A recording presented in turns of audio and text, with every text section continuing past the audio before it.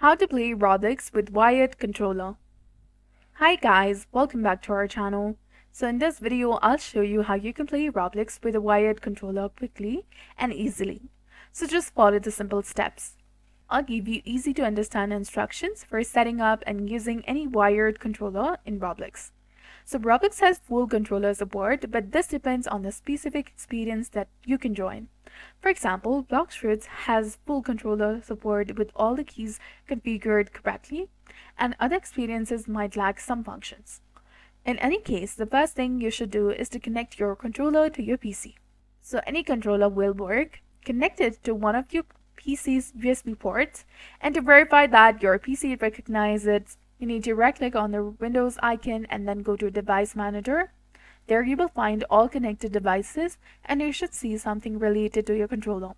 Yours might be in other devices or controllers. Make sure that you find it, and if you see it here, you can try using it. Now join any experience such as Blox and check if it works.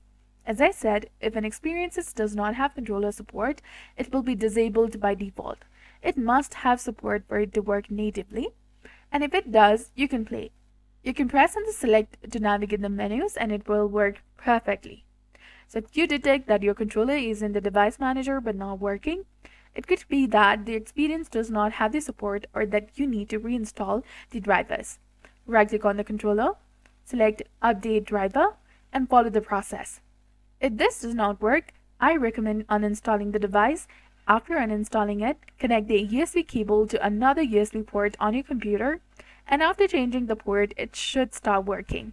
So I hope I helped you play Roblox with a wired controller. So if this video helped you, give it a like and subscribe for more quick tips and tutorials. Thanks for watching.